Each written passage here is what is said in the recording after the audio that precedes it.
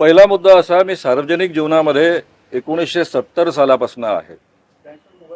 आज 54 वर्ष झाली. मी स्वतः 14 वर्ष पत्रकारिता केली आहे. इन्व्हेस्टिगेटिव्ह जर्नलिस्ट म्हणून मी अतिशय यशस्वीपणे काम केलेलं आहे.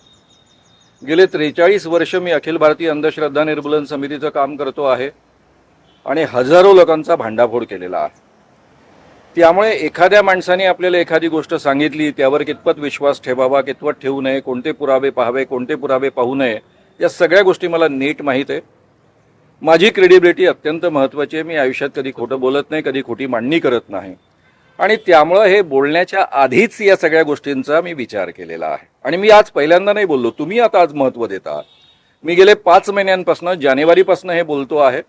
पहिल्यांदा अमरावतीच्या प्रेस कॉन्फरन्समध्ये बोललो. ज्या विदर्भामध्ये लोकसभेच्या काळामध्ये 36 सभा झाल्या संविधान बचाव, त्या सगळ्या सभांपैकी 34 सभांमध्ये ही मांडणी मी केलेली आहे. मी महाराष्ट्रातल्या 2 माणसांची नावं घेऊन सातत्यानं बोलत आलो, संजय राऊत आणि अनिल देशमुख यांची, की कशा पद्धतीनं ईडीच्या माध्यमातून त्यांच्यावर दबाव आणला जातो आणि कशा पद्धतीनं सध्याचे लोक वागत आहेत. आता राहिला प्रश्न, मी कोणीतरी मला सुपारी देईल आणि मी वागेल असं देवेंद्र फडणवीसांना म्हणायचं आहे का? त्यांनी ते जाहीररित्या म्हणावं. खरं म्हणजे सुपारी देण्याची क्षमता त्यांच्यामध्येच जास्त चांगली आहे ना, विकत घेण्याची क्षमता त्यांच्यामध्येच जास्त चांगली आहे. मला कोणी विकत घेऊ शकतं का? सुपारी देऊ शकतं का? कोणाच्या सांगण्याखातर मी वागू शकतो का? माझं संपूर्ण 54 वर्षाचं जीवन लोकांच्या समोर आहे. एकेकाळी इंदिरा गांधींच्या इमर्जन्सीला विरोध करण्यासाठी मी जेलमध्ये गेलो. त्यावेळेस खरं म्हणजे हेच लोक माझ्यासोबत होते, जनसंघाचे लोक सोबत होते, RSSचे लोक सोबत होते. जेलमधनं सुटल्यानंतर गंगाधरराव फडणवीस, जे देवेंद्रजींचे वडील आहेत, त्यांच्यासोबत मी काम केलेलं आहे. ते माझ्याशी अतिशय प्रेमानं, जिव्हाळ्यानं वागायचे, कारण त्यांना कौतुक होतं की मी विद्यार्थी असताना सुद्धा जेलमध्ये इमर्जन्सीला विरोध करून गेलो म्हणून. आणि त्यामुळं त्यांच्याविषयी माझ्या मनामध्ये आपल्याला अत्यंत सन्मान देणाऱ्या एका मोकळ्या मनाच्या माणसाचा, मित्रांचा मुलगा आहे, हा सन्मान नेहमीच राहिलेला आहे. त्यामुळे ह्या सगळ्या गोष्टी बोलताना मी नीट विचार करून बोललेलो आहे. माझ्या बोलण्यावर मी ठाम आहे. राहिला मुद्दा पुराव्यांचा, तर माजी गृहमंत्री अनिल देशमुख त्या संबंधीचे पुरावे देतीलच. मबियाची सुपारी नाही मी बाई. मग मी एकेकाळी कोणाची सुपारी घेतली होती? जनसंघाची सुपारी घेतली होती काय?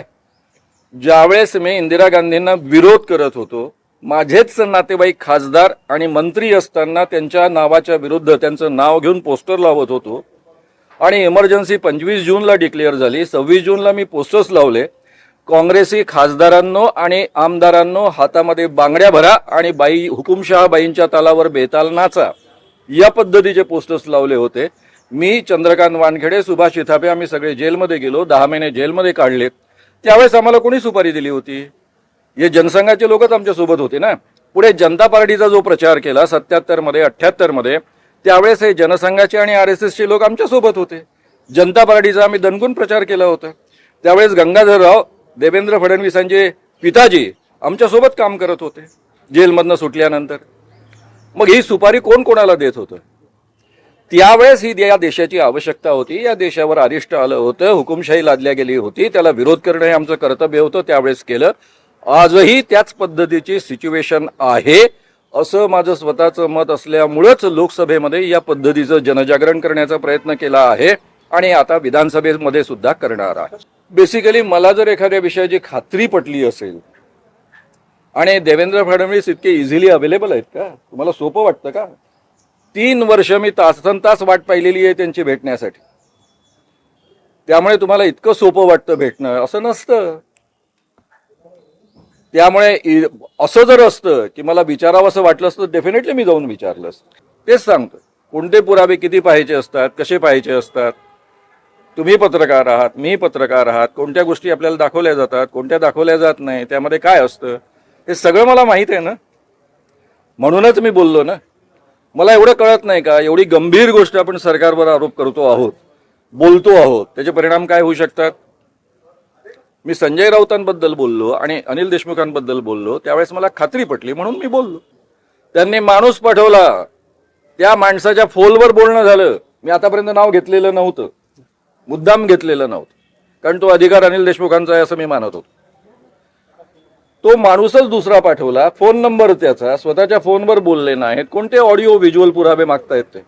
राहिले प्रश्न ॲफिडेव्हिटचे पुरावे, ते येतीलच समोर. माझा राजकारणाशी तर त्या अर्थानं संबंध नाही. मी अंतर्गत राजकारणामध्ये पडत नाही. देवेंद्रजी काय बोलले, अनिल देशमुखजी काय बोलले, इतरांविषयी काय बोलले याबद्दल मी बोलतच नाही. मी फक्त एवढ्या मुद्द्याबद्दल बोललो जो लोकशाहीशी संबंधित मुद्दा आहे, राज्यघटनेशी संबंधित मुद्दा आहे. या पद्धतीनं सरकार पाडायची आणि या पद्धतीनं सरकार घडवायची का? याला आपण आपला महाराष्ट्र म्हणणार का?